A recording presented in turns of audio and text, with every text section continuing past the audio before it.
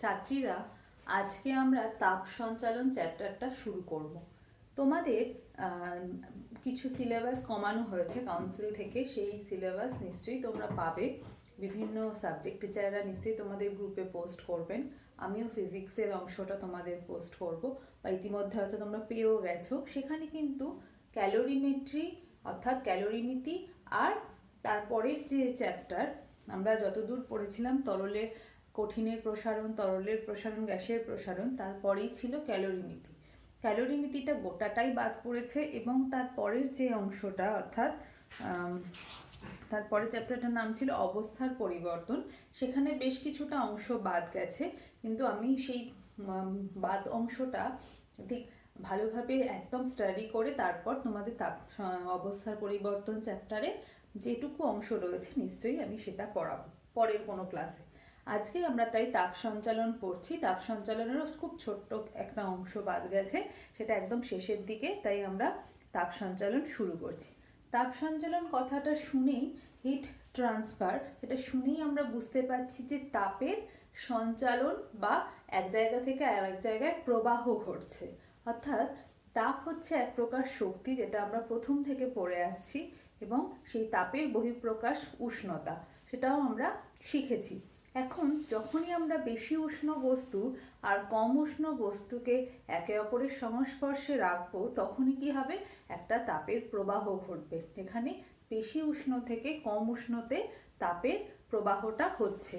অর্থাৎ এইভাবে তাপ যে এক পদার্থ থেকে অপর পদার্থে উষ্ণতার পার্থক্যের জন্য পৌঁছে যাচ্ছে এবং গিয়ে তাপীয় সাম্য সৃষ্টি করছে, এই যে প্রক্রিয়া, তার বিভিন্ন প্রক্রিয়া আছে, এবং এই বিভিন্ন প্রক্রিয়াকে একত্রে আমরা বলি তাপ সঞ্চালন।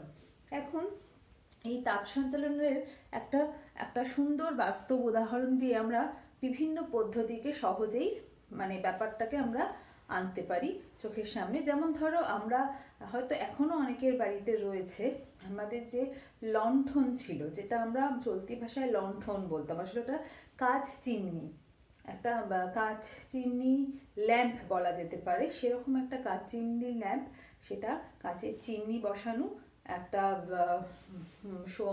সলতে মতন ছিল, সেটা জ্বলতো কেরোসিন তেলের সাহায্যে।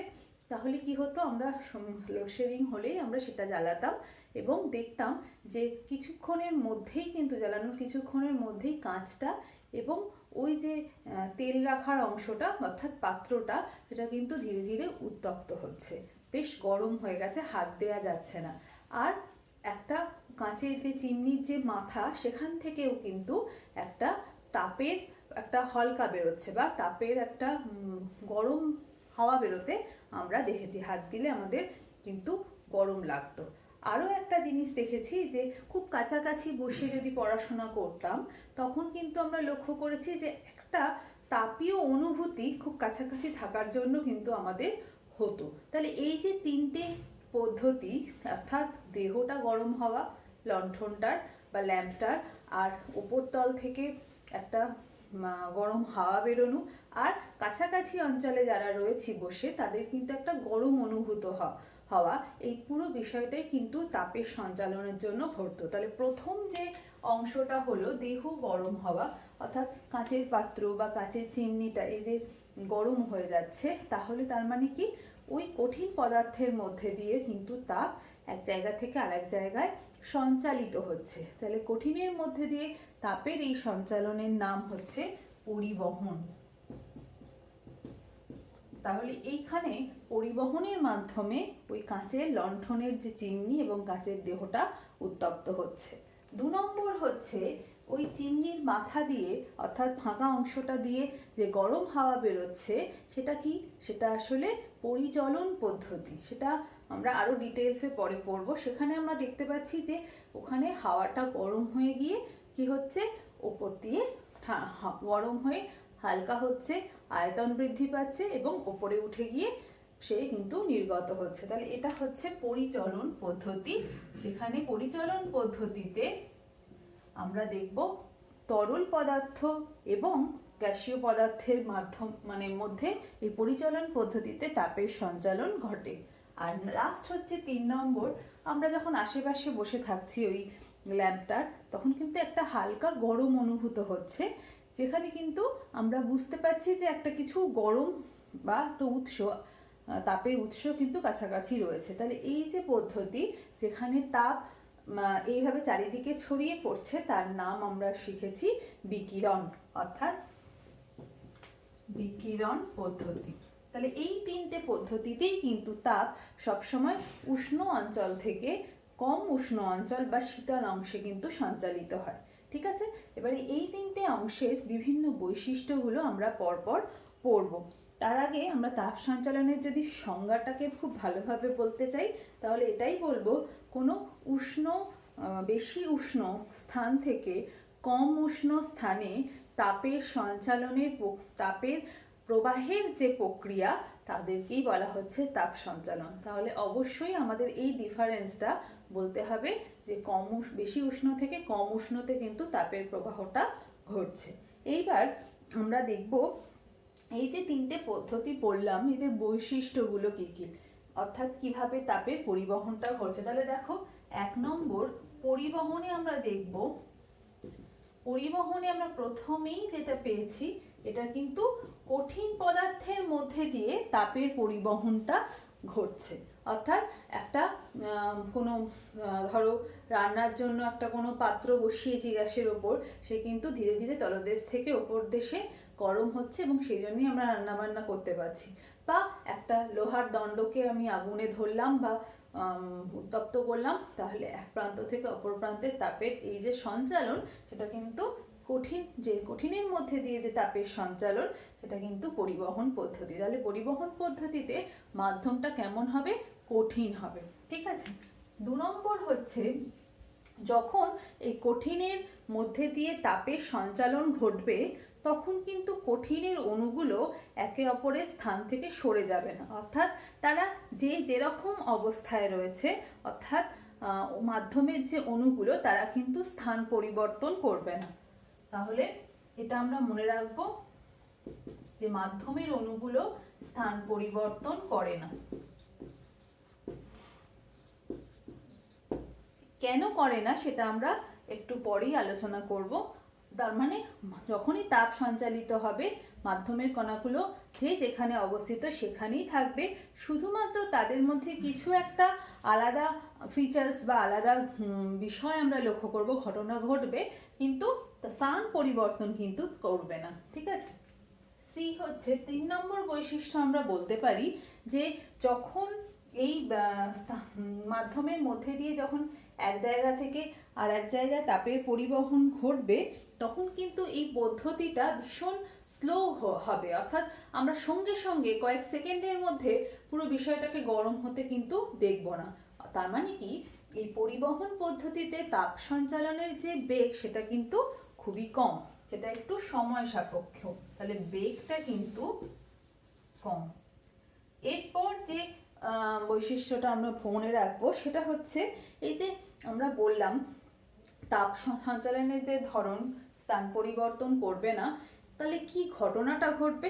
মাধ্যমের কণাগুলো, অর্থাৎ কঠিন পদার্থের কণাগুলো, তারা সবসময় তাদের মধ্যে একটা গড় কম্পন থাকে, অর্থাৎ তারা সবসময় কিন্তু কম্পমান।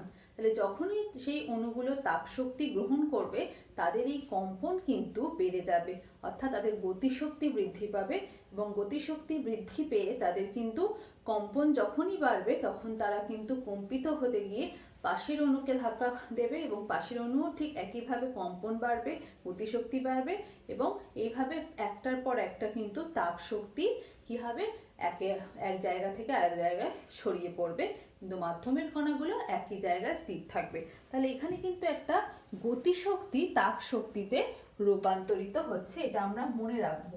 তাহলে গতিশক্তির একটা পরিবর্তন হচ্ছে তাপ শক্তিতে, এবং এখানে তাপ শক্তি এক জায়গা থেকে আরেক জায়গায় এই পরিবহন পদ্ধতিতে পৌঁছে যাচ্ছে। ঠিক আছে, আর লাস্ট যেটা মনে রাখবো, যে যখনই একটা মাধ্যমের মধ্যে দিয়ে এভাবে তাপ এক জায়গা থেকে আরেক জায়গায় যাবে, তখন কি হবে? তখন কিন্তু মাধ্যমটা উত্তপ্ত হবে, কারণ আমরা জানি অণুগুলো সবাই কিন্তু উচ্চ গতিশক্তি সম্পন্ন হচ্ছে, ফলে মাধ্যমের কণাগুলো কিন্তু সবাই তাপ শক্তি অর্জন করবে, এবং তার পুরো মাধ্যমটাই কিন্তু কি হবে না, উত্তপ্ত হবে।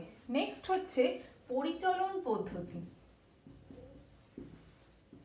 তাহলে পরিচলন পদ্ধতিতে প্রথমেই আমরা যে দেখব সেটা হচ্ছে পরিচলন পদ্ধতি কিন্তু তরল এবং গ্যাসীয় অর্থাৎ প্রবাহমান যে সমস্ত পদার্থ রয়েছে তরল এবং গ্যাসীয় উভয়ের মধ্যে দিয়ে ঘটতে পারে।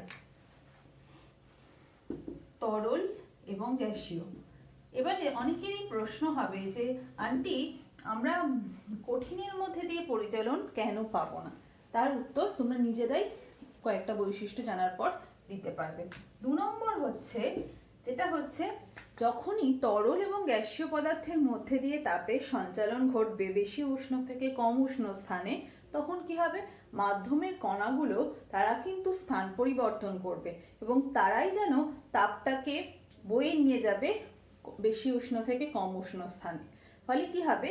এখানে আমরা দেখব তাপের সঞ্চালনে মাধ্যমের কণাগুলোর স্থান পরিবর্তন ঘটছে। ঠিক আছে, তাহলে স্থান পরিবর্তন হবে। আর কি?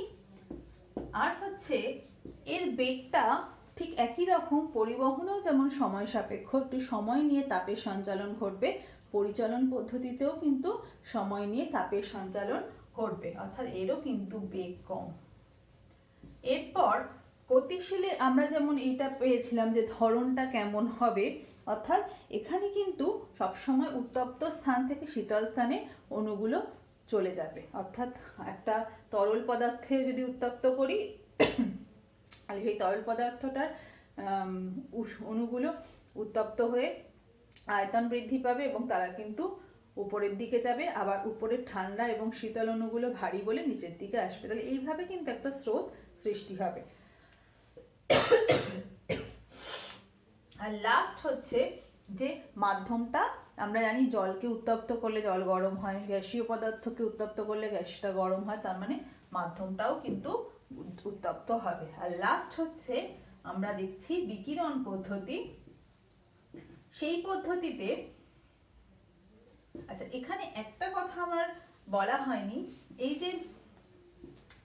যে গতিশক্তি থেকে তাপ শক্তিতে রূপান্তরিত হচ্ছে, অর্থাৎ কণাগুলো স্থান পরিবর্তন করছে না পরিবহনের ক্ষেত্রে, এখানে কিন্তু এই তাপের যে পরিবহন ঘটবে সেটা কিন্তু বক্রপথেও ঘটতে পারে, আবার সরলরেখা বরাবরও ঘটতে পারে। এটার কোনো নির্দিষ্ট কিন্তু রূপ থাকবে না। বক্রপথ এবং সরলরেখা উভয়ভাবেই কিন্তু তাপের সঞ্চালন এখানে কিন্তু হবে। ঠিক পরিচলনেও তাই, যেহেতু উত্তপ্ত কণাগুলো হালকা হয়ে ওপরে উঠছে, ভারী এবং ঠান্ডা কণাগুলো নিচে নামছে, তাহলে এইভাবে যে পরিচলন স্রোতটা হবে সেটাও কিন্তু বক্রপথে বা সরলরেখায় ঘটতে পারে। আচ্ছা, এবারে বিকিরণের যে ব্যাপারটা, বিকিরণে কিন্তু কোনো জড় মাধ্যমের প্রয়োজন নেই। তাপের সঞ্চালনের জন্য কোনো জড় মাধ্যমের প্রয়োজন নেই। তাহলে মাধ্যম নট নেসেসারি, মাধ্যমের প্রয়োজন নেই। 2 নম্বর হচ্ছে যেহেতু বিকিরণ পদ্ধতিতে আমরা মাধ্যমের কণাগুলো থাকছে না, বা মাধ্যম যদি থাকেও তাহলে কণাগুলোর কোনো রকম স্থান পরিবর্তন হবে না, অর্থাৎ মাধ্যম থাকলেও সেই বিকিরণ পদ্ধতিতে মাধ্যমের কণাগুলোর কোনো রকম স্থান পরিবর্তন ঘটবে না বা তারা কোনোভাবেই সঞ্চালিত হবে না। ঠিক আছে। নাম্বার 3 হচ্ছে এই যে আমরা দুটো ক্ষেত্রেই দেখলাম এদের বেগটা কম, অর্থাৎ সঞ্চালন ঘটতে একটু সময় নেবে, কিন্তু বিকিরণ পদ্ধতিতে এই তাপপ্রবাহের যে বেগ সেটা কিন্তু সব থেকে বেশি, প্রায় এটার বেগ আলোর বেগের সমান। তাহলে খুবই বেশি, সেটা সি হচ্ছে আলোর বেগের প্রায় সমান। আমরা বিকীর্ণ তাপের বৈশিষ্ট্যগুলো যখন পড়বো সেখানে একটা বৈশিষ্ট্য থাকবে যে এটা আলোর বেগে গতিশীল। বিকীর্ণ তাপ আলোর বেগে কিন্তু চারিদিকে সঞ্চালিত হয়। তারপর আমরা দেখছি যেহেতু এখানে আমরা মনে রাখবো এটা একটা তড়িৎচুম্বকীয় তরঙ্গের আকারে এই বিকীর্ণ তাপ বিকিরণ পদ্ধতিতে চারিদিকে ছড়িয়ে পড়বে, ফলে এটা কিন্তু সবসময় কি হবে? তড়িৎচুম্বকীয় তরঙ্গ, আমরা জানি আলো সরলরেখায় চলে, ঠিক সেরকমই বিকিরিত তাপও কিন্তু সরলরেখায় এক জায়গা থেকে আরেক জায়গায় সঞ্চালিত হবে। আর লাস্ট হচ্ছে এখানে কিন্তু যেহেতু মাধ্যমের প্রয়োজন নেই, ফলে মাধ্যম থাকলেও বা কি আর না থাকলেও বা কি, তাপ সঞ্চালন ঘটবেই। এখানে কিন্তু মাধ্যম কখনো কি হবে? উত্তপ্ত হবে না। ঠিক আছে, তাহলে এই বৈশিষ্ট্যগুলো আমরা পরিবহন, পরিচালন এবং বিকিরণ পদ্ধতিতে মনে রাখবো। চলে যাচ্ছি আমরা নেক্সট টপিকে। এখন আমরা এই যে 3টে পদ্ধতি শিখলাম, প্রত্যেকটা পদ্ধতির আমরা পুরো ডিটেলসে পড়বো এবং সেই সংক্রান্ত কিছু নতুন নতুন রাশিমালাও আমরা শিখবো। তাহলে দেখো, তাপের পরিবহন যেটা কঠিনের মধ্যে দিয়ে ঘটে আমরা এক্ষুনি দেখলাম এবং তার বৈশিষ্ট্যগুলো আমরা পরপর আলোচনা করলাম। সেখানে আমরা দেখতে পাচ্ছি যে যখনই একটা কঠিন বস্তু, সেই কঠিন বস্তুকে একটা অংশকে উত্তপ্ত করা হচ্ছে, তখন কিন্তু ঠিক কিভাবে ওই কঠিন বস্তুটা এক প্রান্ত থেকে অপর প্রান্তে অর্থাৎ শীতল প্রান্তে তাপের ট্রান্সফার করছে বা সঞ্চালন ঘটছে, সেটা আমরা যদি একটু ভালোভাবে ব্যাখ্যা করতে চাই তাহলে আমাদের সাহায্য নিতে হবে ভাইব্রেশনাল কাইনেটিক এনার্জি, অর্থাৎ যে অণুগুলো বা কণাগুলো, মাধ্যমের কণাগুলোর কম্পন গতিশক্তির সাহায্যে আমরা এর ব্যাখ্যা করতে পারি। সেটা কিরকম? আমরা জানি কঠিন পদার্থের প্রত্যেকটা অণুগুলো একে অপরের ভীষণ কাছাকাছি অবস্থিত, তাদের মধ্যে আন্তঃআণবিক দূরত্বগুলো ভীষণই কম, তার ফলে কি হয়, একে অপরের সঙ্গে প্রায় ঠাসাঠাসি করে অবস্থায় থাকে। তাহলে এই অবস্থায় যদি কোনো একটা কঠিন বস্তুর একটা প্রান্তকে উত্তপ্ত করা হয়, তাহলে সেই প্রান্তের অণুর কণাগুলো তাপশক্তি গ্রহণ করে তাদের কিন্তু গড় যে কম্পন, অর্থাৎ তারা সবসময় হালকা একটা কম্পনরত অবস্থায় থাকে, সেই গড় কম্পন কিন্তু কি হয়, বৃদ্ধি পায় এবং সেই গড় কম্পন বৃদ্ধি পেতেই তাদের কিন্তু গতিশক্তি বাড়তে থাকে এবং তাদের এই কম্পন বাড়ার ফলে তারা কিন্তু পরবর্তী যে অণুগুলো যারা খুব কাছাকাছি অবস্থিত তাদের গায়ে গিয়ে কিন্তু তারা কলিশন হয় বা ধাক্কা খায়। এইভাবে পরবর্তী যে কণা তার মধ্যে কিন্তু কি হয়, গতিশক্তিটা ট্রান্সফার হয়ে যায়, সেও কিন্তু কম থেকে বেশি গতিশক্তি নিয়ে কম্পিত হতে থাকে এবং ঠিক তার পরেরটাও একইভাবে বেশি গতিশক্তি লাভ করে। তাহলে এইভাবে অল্প অল্প করে সময় নিয়ে একটা কণা থেকে অপর কণায় গতিশক্তি ট্রান্সফার হওয়া বা তাপশক্তি ট্রান্সফার হওয়া এবং এইভাবে এক প্রান্ত থেকে অপর প্রান্তে তাপশক্তি পৌঁছে যাওয়ার যে পদ্ধতি, তাকে আমরা পরিবহন পদ্ধতি বলছি। এবারে এই পরিবহন পদ্ধতি, তাহলে আমরা যদি বিভিন্ন ধরনের কঠিন পদার্থ নিই, ধরো একটা লোহার দণ্ড নিলাম, একটা অ্যালুমিনিয়ামের দণ্ড নিলাম, একটা কাঁচের দণ্ড নিলাম বা একটা এবোনাইটের দণ্ড নিলাম, তাহলে দেখলাম তাদের সবাইকে আমরা একটাই সোর্স থেকে উত্তপ্ত করছি। তাহলে তো আমাদের মনে হওয়া উচিত যে আমরা সবাই 4 জনে হাত দিয়ে রয়েছি এবং আমরা বলে রেখেছি যে যে প্রথমে গরম অনুভব করবে সে প্রথমে আমাদেরকে বলবে যে হ্যাঁ আমার গরম লাগতে শুরু করেছে। তাহলে দেখবো যে যে অ্যালুমিনিয়ামের দণ্ডটা হাতে নিয়ে দাঁড়িয়ে উত্তপ্ত অবস্থায় উত্তপ্ত করছে, সে কিন্তু সব থেকে প্রথমে বলবে আমার বেশ গরম লাগতে শুরু করেছে এবং তারপরে যে বলবে সে হচ্ছে লোহার দণ্ড হাতে নিয়ে যে দাঁড়িয়ে আছে এবং সব শেষে এবোনাইট ও কাঁচের দণ্ড নিয়ে যারা দাঁড়িয়ে আছে তারা কিন্তু অনেক পরে বলবে। তার মানে এটাই বোঝাচ্ছে এই যে তাপের সঞ্চালন বেশি উষ্ণ থেকে কম উষ্ণে, এটা কিন্তু সকল কঠিন পদার্থের জন্য সমান নয়। কারুর ক্ষেত্রে খুব তাড়াতাড়ি তাপের সঞ্চালন ঘটছে এবং কারুর ক্ষেত্রে খুব অনেকটা সময় নিচ্ছে। তাহলে এই ভিত্তিতে তাপের সঞ্চালন বা তাপের প্রবাহের ভিত্তিতে আমরা যে কোনো কঠিন পদার্থকে দুটো ভাগে ভাগ করতে পারি, একটা সুপরিবাহী, একটা কুপরিবাহী, গুড কন্ডাক্টর, ব্যাড কন্ডাক্টর।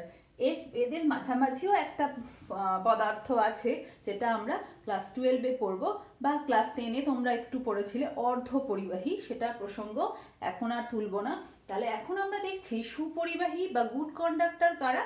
যে সমস্ত কঠিন পদার্থগুলো, বিশেষ করে ধাতব কঠিন পদার্থগুলো যাদের মধ্যে প্রচুর পরিমাণের মুক্ত ইলেকট্রন আছে, সেই সমস্ত পদার্থগুলো সহজেই তাপের ট্রান্সফার ঘটাতে পারে এক জায়গা থেকে আরেক জায়গায় এবং এই তাপের সঞ্চালন ঘটানোর জন্য দায়ী খানিকটাই মুক্ত ইলেকট্রন। ফলে মুক্ত ইলেকট্রনের সহায়তায় তারা কিন্তু খুব সহজেই দ্রুত হারে তাপের সঞ্চালন উষ্ণ প্রান্ত থেকে শীতল প্রান্তে করে। তাই এদেরকে বলা হয় সুপরিবাহী। যে কোনো ধাতব পরিবাহী হচ্ছে সুপরিবাহী পদার্থ। লোহা, তামা, অ্যালুমিনিয়াম, সোনা, রূপা সমস্তগুলোই হচ্ছে ভালো সুপরিবাহী।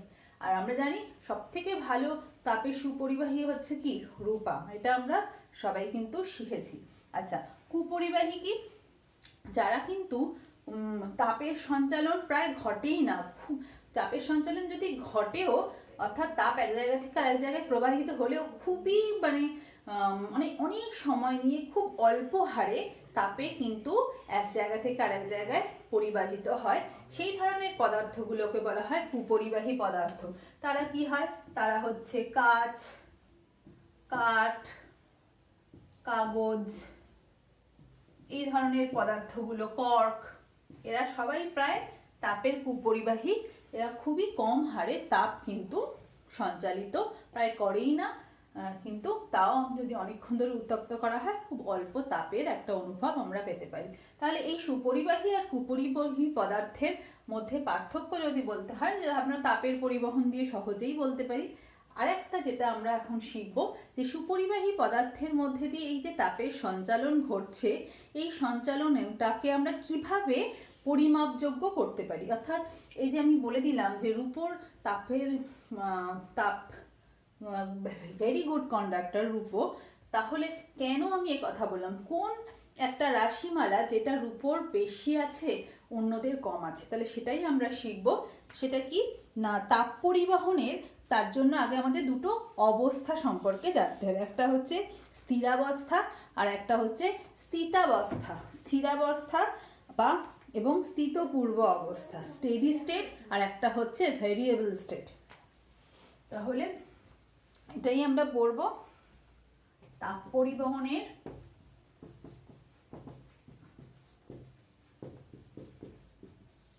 স্থির পূর্ব অবস্থা একটা পড়ব, সেটা কি দেখব এবং সেটা কিভাবে ঘটছে। আর একটা হচ্ছে স্থিতাবস্থা বা স্টেডি স্টেট। দেখো, যখন আমরা কোনো একটা বস্তুকে, ধরো এরকম একটা কোনো দণ্ড আছে, যে দণ্ডটাকে আমরা হিটিং করছি, উত্তপ্ত করছি, এবং সেই দণ্ডটার দুটো যে প্রান্ত, একটা এ প্রান্ত একটা বি প্রান্ত, এ প্রান্তকে আমরা উত্তপ্ত করছি, হিট দিচ্ছি, আর বি প্রান্ত রুম টেম্পারেচারে রয়েছে। এবং ওই ওই যে দণ্ডটা, ওই দণ্ডের তিনটে ছিদ্র রয়েছে এবং সেই তিনটে ছিদ্রতে একটা করে থার্মোমিটার আমরা রেখেছি, যাতে টেম্পারেচার গুলো জানতে পারি। একাধিক আরো একটা থার্মোমিটার রাখতেই পারি, তাহলে এখানে 1, 2, 3 নম্বর থার্মোমিটার আমরা এখানে রেখেছি। ঠিক আছে, এই অবস্থায় আমরা যখনই এ প্রান্তকে হিটিং করতে শুরু করব, উত্তপ্ত করতে শুরু করব, তখন কি ঘটবে না, ওই যে দণ্ডটার মধ্যে দিয়ে তাপ এ প্রান্ত থেকে বেশি উষ্ণ স্থান থেকে বি প্রান্তের দিকে কোন পদ্ধতিতে তাপের সঞ্চালন ঘটবে নিজেরাই বলো। এটা যেহেতু কঠিন পদার্থ, এটা হচ্ছে তাপের পরিবহন পদ্ধতিতে এখানে তাপের সঞ্চালন ঘটবে। এবং এই অবস্থায় একটা অবস্থা সৃষ্টি হবে, সেটা হচ্ছে স্থির পূর্ব বা ভেরিয়েবল স্টেট। কি হয়, যখনই কোনো বস্তুকে তাপ দেয়া হয়, সেই তাপ তিন ভাবে ওই বস্তুতে ব্যয়িত হয়। 1 নম্বর হচ্ছে বস্তুটা কিছুটা পরিমাণে তাপ শোষণ করে, অ্যাবজর্ব করে। 2 নম্বর হচ্ছে ওই যে তাপ দেয়া হলো, সেই তাপের একটা পার্ট সে অপর স্তরে সঞ্চালন ঘটায় বা ট্রান্সফার ঘটায়। তার মানে সেখানে সে কিন্তু কি করছে, পরবর্তী স্থানে সে কিন্তু সঞ্চালন ঘটাচ্ছে। আর 3 নম্বর হচ্ছে কিছুটা পরিমাণ তার চারিদিক থেকে কিছুটা পরিমাণ তাপ কিন্তু বিকিরিত হয়, অর্থাৎ তার কিন্তু কি হয়ে যায়, বিকিরণের মাধ্যমে নষ্ট হয়। আচ্ছা, এখানে সঞ্চালনটা কি পদ্ধতিতে হচ্ছে আমরা জানি, পরিবহন পদ্ধতিতে হচ্ছে, তাই একে পরিবাহিত হয় বলতে পারি। একটা শোষিত হয়, শোষণ ঘটে, একটা পরিবাহিত হয় পরের স্তরে, আর একটাতে কি হয়, বিকিরণ পদ্ধতিতে কিছুটা তাপ কিন্তু আশেপাশের সঙ্গে কি হয় না, তাপের আদান নষ্ট হয়, আশেপাশে ছড়িয়ে পড়ে। তাহলে এই তিনটে পদ্ধতি যখন চলতে থাকে, তখন এই যে অবস্থা, একে বলা হচ্ছে কি স্থির পূর্ব অবস্থা, ভেরিয়েবল স্টেট। তাহলে এই তিনটে অবস্থার সময় তাকে আমরা বলি স্থির পূর্ব অবস্থা বা ভেরিয়েবল স্টেট। তাহলে দেখো, এখন আমি হিটিং করছি এবং প্রত্যেকটা স্তর এই তিনটে মাধ্যমের মধ্যে দিয়ে কি করছে, শোষণ করছে, পরিবাহিত করছে, বিকিরণ করছে। তাহলে নিজেরাই বলো, যখনই তাপ শোষিত হবে তখনই কি হবে, ওই স্তরের উষ্ণতা বৃদ্ধি পাবে। এবং আমরা দেখব কিছুক্ষণের মধ্যেই এই যে থার্মোমিটারের পার্ট, সেটা কিন্তু এইভাবে দেখাবে। এবং সব থেকে দেখব যে 1 নম্বর যে থার্মোমিটারটা রয়েছে তার পার্ট কিন্তু অন্য দুটো পার্টের থেকে অনেক বেশি হবে। এবং কেন না, যেহেতু সেটা হিটিং অঞ্চলের খুব কাছাকাছি অবস্থিত আর বাকিগুলো কিন্তু দূরে অবস্থিত। তার মানে এটাই বোঝাচ্ছে যখনই হিট দিচ্ছে তখনই ও অ্যাবজর্ব করছে, তার উষ্ণতা বৃদ্ধি পাচ্ছে এবং পরে যখন পরিবাহিত হচ্ছে তাহলে পরের স্তর সেই পরিবাহিত তাপের কিছুটা অংশ শোষিত করছে, বাকি অংশ পরিবাহিত করছে এবং বাকিটা বিকিরণের মাধ্যমে নষ্ট হচ্ছে। ঠিক এরকম ভাবে প্রত্যেকটা স্তর কিন্তু ভেরিয়েবল স্টেটে যখন রয়েছে তারা কিন্তু এই 3টে পদ্ধতির সাহায্যে এই প্রত্যেকটা স্তরের উষ্ণতা বৃদ্ধি পাচ্ছে। এইভাবে কিছুক্ষণ চলতে চলতে আমরা দেখব থার্মোমিটারের পার্ট কিন্তু আর কিন্তু বাড়ছে না, একটা জায়গায় তারা স্টেডি হয়ে গেছে। অর্থাৎ সেখানে তখন কি ঘটছে, তখন যখন থার্মোমিটারের পার্ট নির্দিষ্ট হয়ে যাবে, পার্ট যখন নির্দিষ্ট হবে তখন আমরা তাকে বলবো স্টেডি স্টেট বা স্থিতাবস্থা। অর্থাৎ সেই স্থিতাবস্থায় যেহেতু থার্মোমিটারের কোনো রিডিং এর পরিবর্তন হচ্ছে না, তার মানে এই শোষণ প্রক্রিয়াটা তখন বন্ধ হয়ে গেছে। অর্থাৎ কোনোভাবেই তাপ আর শোষিত হচ্ছে না, যতটুকু তাপ কোনো স্তর পাচ্ছে সে কিন্তু সেই তাপের কিছুটা অংশ বিকিরিত হচ্ছে আর বাকি সবটাই সে পরের স্তরকে দিয়ে দিচ্ছে, অর্থাৎ পরিবাহিত হচ্ছে। তাহলে দুটো পদ্ধতি সেখানে চলবে, একটা হচ্ছে পরিবাহিত হচ্ছে কিছুটা তাপ আর বাকিটা কিন্তু বিকিরিত হয়ে নষ্ট হচ্ছে।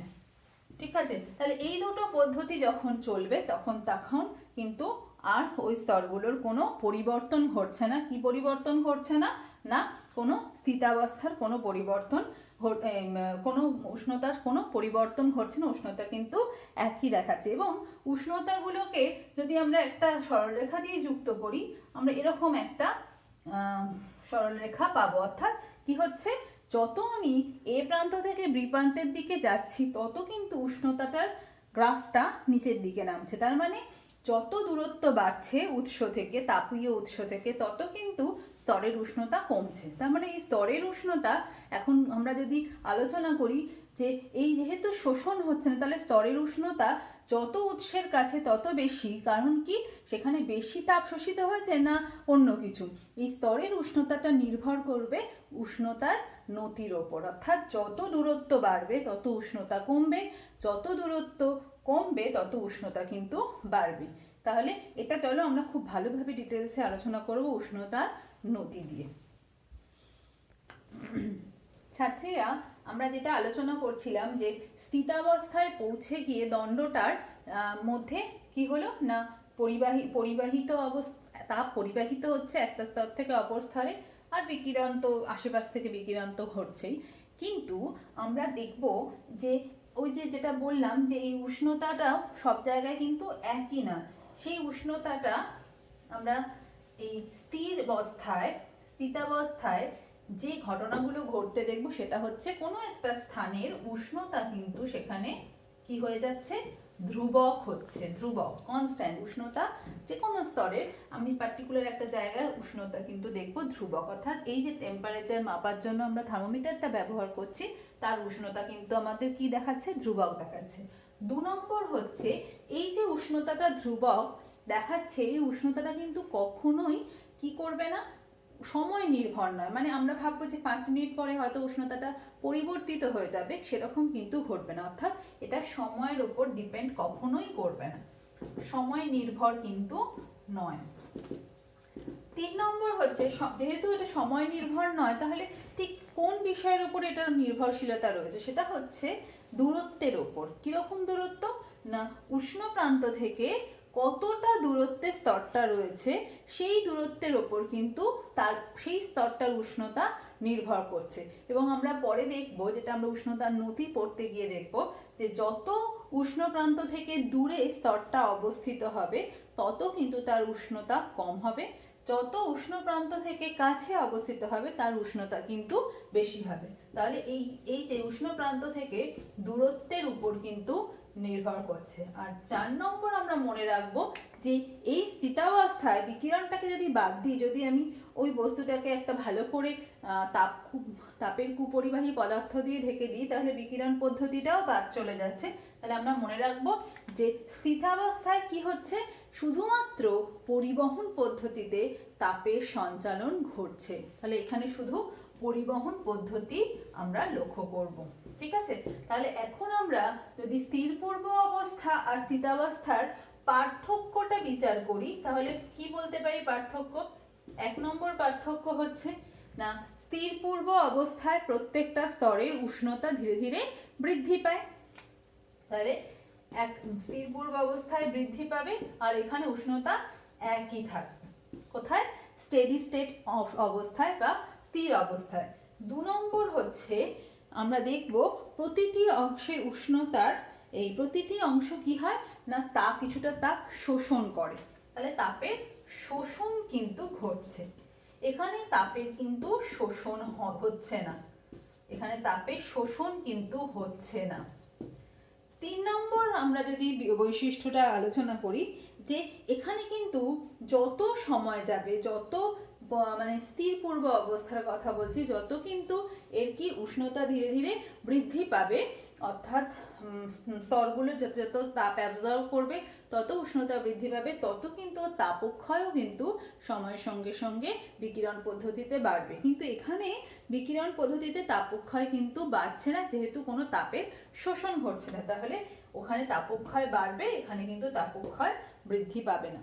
আর লাস্ট হচ্ছে তাপের পরিবহন ও বিকিরণ দুই হয়, কিন্তু এখানে তাপের কি হয়, শুধুমাত্র তাপের পরিবর্তন হয় বা পরিবহন ঘটনাটা ঘটে। তাহলে এই 4টে পদ্ধতির সাহায্যে আমরা এটাকে পার্থক্য করতে পারি। তাহলে চলো আমরা চলে যাচ্ছি নেক্সট টপিকে, স্থিত উষ্ণতার নতিটা কি দেখে নিই। এখন আমরা দেখব উষ্ণতার নতি কিভাবে স্থিতাবস্থায় এই উষ্ণতার নতিটাকে আমরা পরিমাপ করতে পারি এবং উষ্ণতার নতিটা অ্যাকচুয়ালি কি কোন রাশিমালা দিয়ে আমরা প্রকাশ করতে পারি। তাহলে দেখো, তার জন্য আমি একটা দণ্ড নিয়েছি, এবি দণ্ড, যে দণ্ডের দুই প্রান্তের উষ্ণতা ভিন্ন, একটা হচ্ছে θ1, একটা হচ্ছে θ2।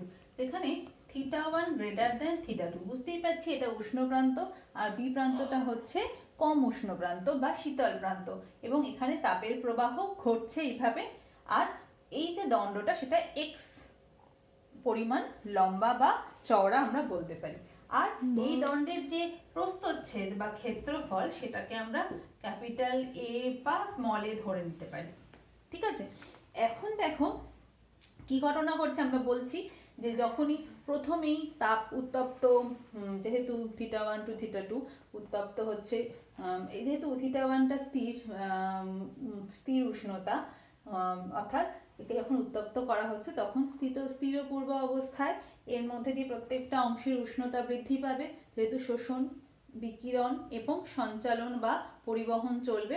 এখন যেহেতু এর মধ্যে দিয়ে 3টে পদ্ধতি ঘটছে, তখন প্রত্যেকটা উষ্ণতা কিন্তু বৃদ্ধি পাচ্ছে এবং খানিকক্ষণের মধ্যেই কিন্তু আমরা দেখব এই উষ্ণতাটা কিন্তু একটা লেভেলে গিয়ে আর কিন্তু বাড়ছে না। তাহলে ওই যে প্রত্যেকটা স্তরে আমরা থার্মোমিটার বসিয়ে আগের ছবিটায় দেখছিলাম যে উষ্ণতা বাড়ছে, ধীরে ধীরে কমছে, যত দূরে যাচ্ছি উষ্ণতা কিন্তু কমে যাচ্ছে। তাহলে এই যে ডিফারেন্সটা, এটা আমরা ঠিক এইভাবে প্রকাশ করতে পারি, দুটো প্রান্তের উষ্ণতার পার্থক্য, অর্থাৎ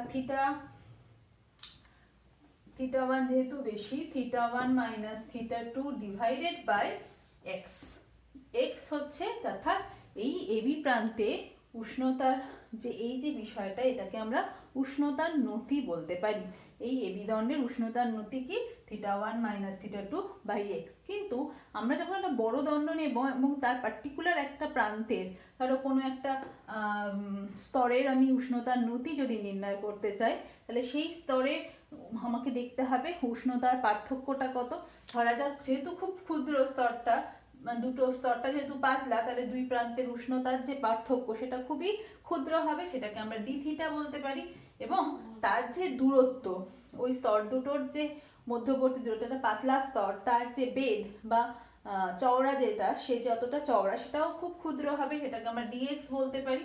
তাহলে ডি থিটা ডিএক্স একটা মাইনাস সাইন, এটাই হয়ে যাচ্ছে কি উষ্ণতার নতি বা টেম্পারেচার গ্রেডিয়েন্ট। তাহলে এবারে প্রশ্ন হচ্ছে মাইনাস সাইনটা কি? মাইনাস সাইনটা এটাই প্রকাশ করছে যত এক্স বাড়বে, অর্থাৎ যত আমি উষ্ণ প্রান্ত থেকে দূরের দিকে শীতল প্রান্তের দিকে যাব, তত কিন্তু টেম্পারেচার কমবে। তাহলে এক্স এর বৃদ্ধির সঙ্গে থিটা যেহেতু হ্রাস পাচ্ছে, কমে যাচ্ছে, তাই একটা নেগেটিভ সাইন এখানে আমরা পাচ্ছি। তাহলে এই মাইনাস ডি থিটা ডি এক্সকেই আমরা বলবো উষ্ণতার নতি বা টেম্পারেচার গ্রেডিয়েন্ট। ঠিক আছে, তাহলে এখানে তুমি যদি আমরা যদি প্রত্যেকটা স্তরের কথা বিবেচনা করি, তাহলে এক্স এর মান যত বাড়বে, তাহলে এই ভাগফলটা θ1 - θ2 বাই স্মল তত কিন্তু কি হবে, বাড়বে। তার উষ্ণতার নতি কিন্তু কাছাকাছি অঞ্চলগুলোতে বেশি।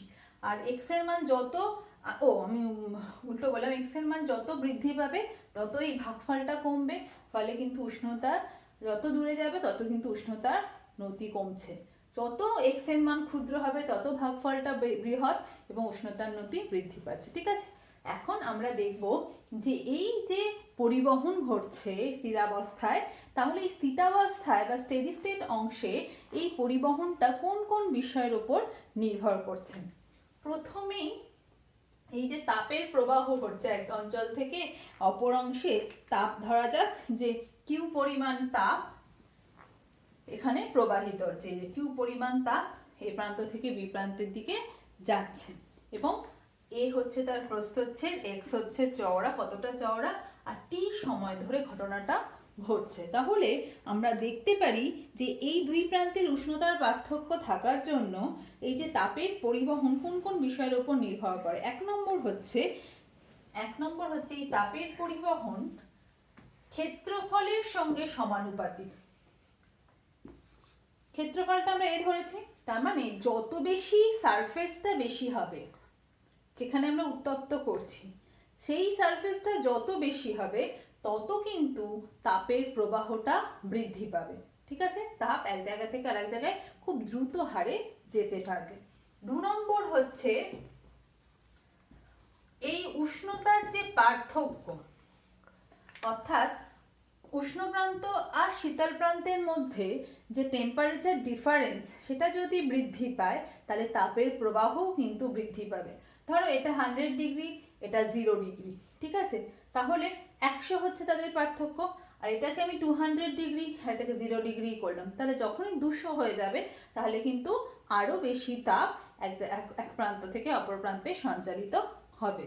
3 নম্বর হচ্ছে এই কিউটা যত এই এক্স এর মানটা ছোট হবে তত কিউ বাড়বে, বা এক্স এর মান যত বড়, যত বেশি দূরত্ব তাপকে প্রবাহিত হতে হচ্ছে, মানে তাপ কিন্তু যত বেশি দূরত্বে যাচ্ছে তত কিন্তু কম প্রবাহিত হচ্ছে। তার মানে বেধের সঙ্গে বা চওড়া, কতটা চওড়া দণ্ডটা, তার সঙ্গে কিন্তু ব্যস্তানুপাতিক সম্পর্ক যুক্ত, তার মানে 1/x এর সঙ্গে সমানুপাতিক।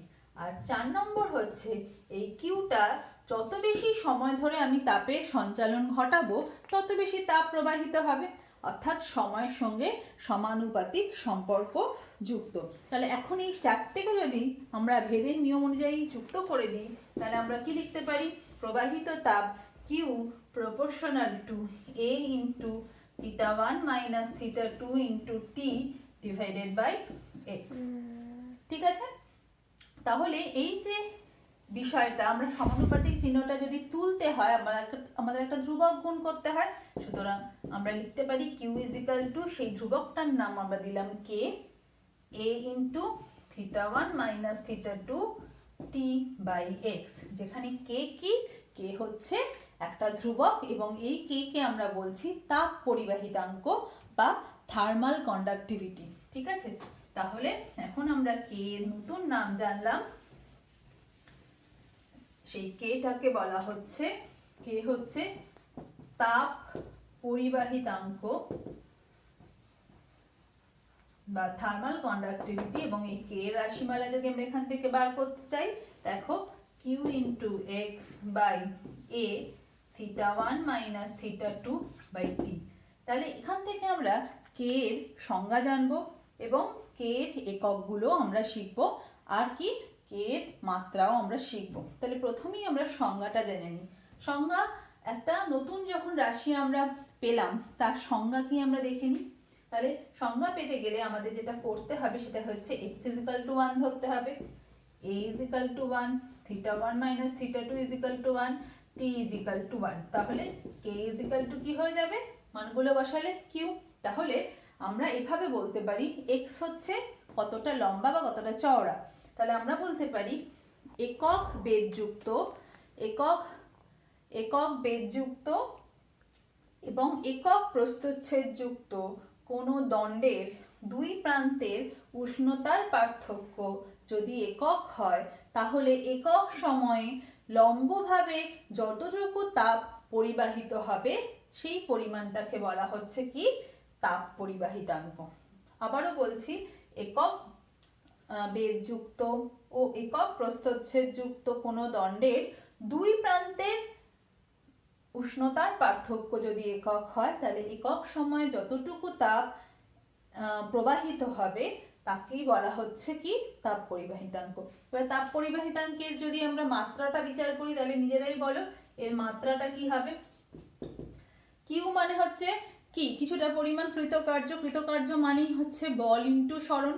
বল মানে M L T to the power -2 সরণ, তার মানে M L square T to the power -2। আচ্ছা, এক্স মানে কি, কতটা লম্বা, সেটা হয়ে যাবে এল। আচ্ছা, এ হচ্ছে ক্ষেত্রফল এল স্কোয়ার। θ1 - θ2 হচ্ছে, ধরো কেলভিন নাম দিলাম ওটাকে, উষ্ণতাটাকে। আর স্মল টি হচ্ছে টাইম, তাকে আমরা টি নাম দিচ্ছি। তাহলে এখানে দেখো এল স্কোয়ার চলে ক্যান্সেল হয়ে গেল। তাহলে আমরা যেটা পাচ্ছি সেটা আমরা দেখতে পেলাম M L T to the power -3 কে ইনভার্স। এটাই হয়ে যাচ্ছে তোমার মাত্রা, M L T to the power -3 কে ইনভার্স। এখান থেকে যদি আমরা ইউনিটটা জানি, অর্থাৎ সিজিএস ইউনিট ও এসআই ইউনিট, তাহলে দেখো আমরা সহজেই বার করতে পারবো। সিজিএস ইউনিট কি, ভরের একক, দৈর্ঘ্যের একক এবং সময়ের একক, উষ্ণতার একক। তাহলে আমরা এটা বলতে পারি, আমরা এটাকে বলতে পারি জুল। আচ্ছা, আমরা এখান থেকে না করে আমরা এই জায়গাটা থেকেই করতে পারি। ওই যে কে রাশিমালাটা লিখেছিলাম, যেটা K is equal to Q into X by A θ1 - θ2 by into T. তাহলে এই জিনিসটাকে শুধু আমরা কিউটাকে কিউই রাখছি, কারণ দেখো কেজি লেন্থ এসব দিয়ে করে কিন্তু আলটিমেটলি আমি কার্যের এককই পাবো, যেটা আর্ক এবং জুল।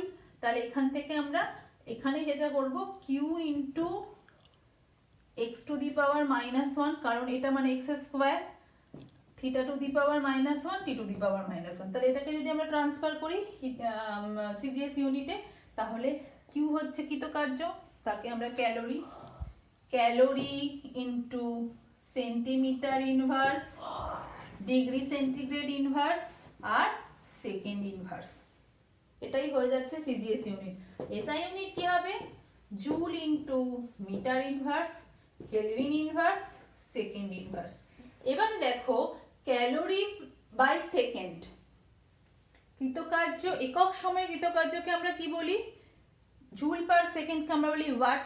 তাহলে এসআই এর আরেকটা ইউনিট হচ্ছে watt, metre inverse, kelvin inverse. তাহলে এতগুলো একক কিন্তু আমরা তাপ পরিবাহিতাঙ্কে পাচ্ছি। এবং দুটোর মধ্যে যদি সম্পর্ক কি জানি, 1 ক্যালোরি সমান 4.2 জুল। তাহলে সবভাবে যদি আমরা সবটা যদি করি, তাহলে দেখব 1 calorie centimetre inverse, degree centigrade inverse, second inverse সমান সমান 4.2 জুল। মিটার সেন্টিমিটারকে মিটার সব করলে আমরা পাচ্ছি 420 watt metre inverse kelvin inverse. ঠিক আছে, তাহলে এই সম্পর্কটা কিন্তু কার কার মধ্যে, সিজিএস এবং এসআই পদ্ধতির মধ্যে কে দুটো এককের সম্পর্ক। ঠিক আছে, এবার আমরা দেখব তাপীয় রোধ বা থার্মাল রেজিস্ট্যান্সটা কিভাবে এখান থেকে আমরা পাচ্ছি। চলে যাচ্ছি আমরা নেক্সট টপিকে। আমরা এখন নতুন একটা টপিক রাশিমালা শিখলাম, সেটা হচ্ছে তাপ পরিবাহিতাঙ্ক, তার সংজ্ঞা, তার মাত্রা এবং তার এককগুলো আমরা শিখেছি। এখন দেখো, আমরা একটা তোমাদের বইতে একটা খুব সুন্দর টেবিল আছে, যার তাপ মানে কোন পদার্থের তাপ পরিবাহিতাঙ্ক কত সেটা কিন্তু পরিষ্কার করে দেয়া আছে। যেমন ধরো এখানে অ্যালুমিনিয়াম, যেটা তাপের সুপরিবাহী পদার্থ, তার তাপ পরিবাহিতাঙ্ক এসআই ইউনিটে দেওয়া আছে 205, আবার রূপো তার কিন্তু 406। তাহলে দেখো রূপো আর অ্যালুমিনিয়াম, যেটা আমরা প্রথম একটা উদাহরণ দিয়ে বলছিলাম যে রূপো অ্যালুমিনিয়াম এগুলো সব থেকে ভালো কন্ডাক্টরকে রূপো, সেখানে সিলভারের কিন্তু 406 আর একটা হচ্ছে 205 অ্যালুমিনিয়ামের। লোহার তো অনেক কম, লোহার হচ্ছে তোমার 50.2, ঠিক আছে। ফলে এগুলো আমরা যদি দেখি যে সরি, লোহার হচ্ছে 67.2, 50.2 হচ্ছে ইস্পাতের। তাহলে এই যে বিষয়গুলো, আমি কিন্তু কন্ডাক্টিভিটি যদি দেখতে চাই তাহলে কন্ডাক্টিভিটি সব থেকে বেশি রূপো, তার মানে রূপোর conductivity 406 watt metre inverse kelvin inverse বলতে কি বোঝো যদি বলে, সিলভারের কন্ডাক্টিভিটি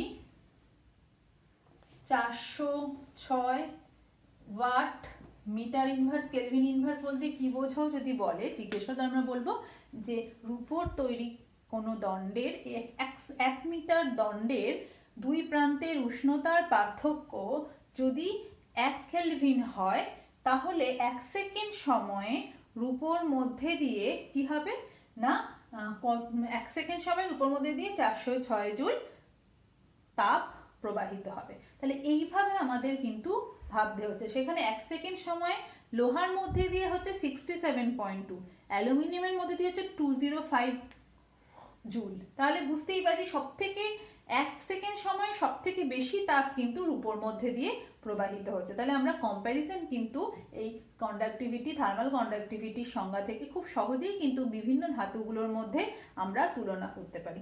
এখন আমরা পড়ব তাপীয় রোধ বা থার্মাল রেজিস্ট্যান্স। সেটা কি দেখো, আমরা যে রাশিমালাটা পেয়েছি, অর্থাৎ পরিবাহিত তাপ ইজিক্যাল টু, ধরো প্রস্থচ্ছেদকে ক্যাপিটাল এ লিখছি, দুটো প্রান্তের উষ্ণতার পার্থক্য θ1 - θ2, সময় t ডিভাইডেড বাই প্রান্ত দুটোর মধ্যে বেধ x, আর এখানে একটা ছিল ধ্রুবক পদ যেটা থার্মাল কন্ডাক্টিভিটি k।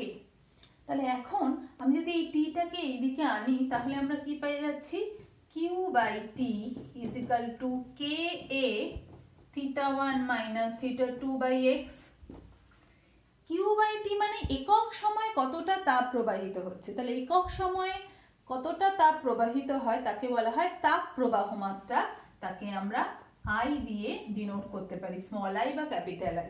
আরো একটা I আমরা শিখেছি, আমরা ক্লাস 10-এ পড়েছিলাম, সেটা কি ইলেকট্রিসিটি চ্যাপ্টারে, অর্থাৎ তড়িৎ প্রবাহ মাত্রা, সেটা ছিল I is equal to Q by T, যেখানে কিউ ছিল আধান, টি ছিল সময়। তাহলে এখানে আমরা I ইজিক্যাল টু কি পেয়েছিলাম, ভি বাই আর, এটা পেয়েছিলাম। ঠিক এখানে ভি ছিল যদি দু প্রান্তের কোনো একটা তারের পরিবাহী দুই প্রান্তের বিভব প্রভেদ v1 - v2 বা v2 - v1 বাই আর হয়, তাহলে আমরা I কে এইভাবে প্রকাশ করছিলাম ওহমস ল থেকে। এখন এই জায়গাটা আমরা দেখতে পাচ্ছি যে তাপ প্রবাহ মাত্রাও ঠিক ওই রকম একটা রাশির মতন হচ্ছে, তার জন্য এইটার মতন ওই রাশিটাকেও যদি আমরা সাজাই তাহলে I ইজিক্যাল টু আমরা লিখতে পারি θ1 - θ2 বাই x বাই ka, যেখানে এই x বাই ka টা r এর সঙ্গে কম্প্যারিজন করতে পারছি।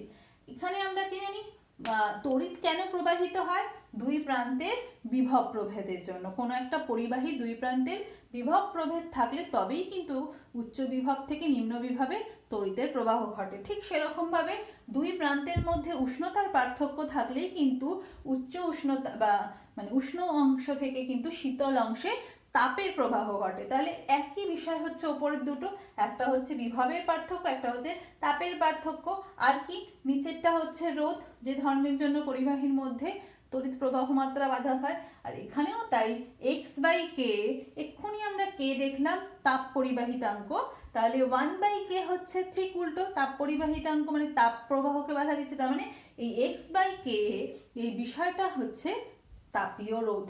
সুতরাং যেটা আমরা তড়িৎ রোধের সঙ্গে কম্প্যারিজন করতে পারি, তাহলে তাপীয় রোধকে যদি আমরা RH নাম দিই সেটাকে আমরা লিখতে পারি x বাই কে। আবার আমরা তাপীয় রোধ থেকে আমরা যদি রোধাঙ্ক বিষয়টা, রেজিস্টিভিটি বিষয়টা জানতে চাই, তাহলে দেখো তড়িৎ প্রবাহের রোধ থেকে আমরা কিভাবে রেজিস্টিভিটি পাই, রোধ ইজিক্যাল টু আমরা সবসময় জানি রো ইন্টু কি ছিল, L/A ছিল, যেখানে A প্রস্থচ্ছেদ L হচ্ছে ওই প্রবাহীর পরিবাহীর দৈর্ঘ্য। তাহলে রো ইন্টু L/A। ঠিক এভাবেই আমরা এখানে যদি এটার সঙ্গে RH এর সঙ্গে আরটাকে কম্পেয়ার করি, যেখানে রো হচ্ছে ওই পরিবাহীর রোধাঙ্ক আর L হচ্ছে পরিবাহীর দৈর্ঘ্য, প্রস্থচ্ছেদ হচ্ছে, ঠিক সেরকম আমরা যে তাপীয় দণ্ডটা নিয়েছি, যে দণ্ডটার বেধ কিন্তু x, প্রস্থচ্ছেদ a আর k হচ্ছে তাপ পরিবাহিতাঙ্ক। সুতরাং এই রো এর সঙ্গে আমরা এখানে কি পাচ্ছি, আমরা যদি এটা এভাবে শেখাই, লিখি 1/k ইন্টু x/a। তাহলে এই দুটোর মধ্যে যদি কম্প্যারিজন করি তাহলে দেখা যাচ্ছে এখানে রো এইচ তাপীয় রোধাঙ্ক বা thermal resistivity is equal two হয়ে যাচ্ছে 1/k। তাহলে এখান থেকে আমি কিন্তু থার্মাল রেজিস্টিভিটি সংজ্ঞাও বলতে পারি, যার তাপ পরিবাহিতাঙ্ক বেশি তার কিন্তু তাপীয় থার্মাল রেজিস্টিভিটি বা তাপীয় রোধ কিন্তু কি হবে, কম হবে। তার মানে তার মধ্যে দিয়ে কিন্তু খুব ভালোভাবে তাপের প্রবাহ ঘটবে। আর যার কেটা কম তার কিন্তু তাপীয় রোধটা বেশি, যেহেতু অ্যান্টি প্রপোর্শনাল। ঠিক আছে, তার মানে বাধা কিন্তু বেশি পাচ্ছে বলেই কম তাপ প্রবাহিত হচ্ছে। খুব পরিষ্কার হয়ে গেল আমাদের তাপীয় রোধের বিষয়টা এই অংশটা থেকে। ঠিক আছে, তাহলে আজকে আমরা এই পর্যন্তই পড়ছি। তোমরা খুব ভালো করে জায়গাটা পড়বে, এখান থেকে ছোট ছোট অঙ্ক আসে, বুঝতেই পারছো। এখানে অনেকগুলো আমরা সূত্র শিখলাম। ঠিক আছে, আর দ্বিতীয়টা হচ্ছে এর পরের যে অংশগুলো রয়েছে সেগুলো হচ্ছে পরিচলন পদ্ধতি, বিকিরণ পদ্ধতি এবং কিছু লাস্টে কিছু সূত্র ছিল, মানে ল ছিল, নিউটনস কুলিং ল, যেটা বাদ পড়েছে সিলেবাস থেকে। তোমাদের ডিটেলসটা আমি বলে দেবো যে কি কি বাদ।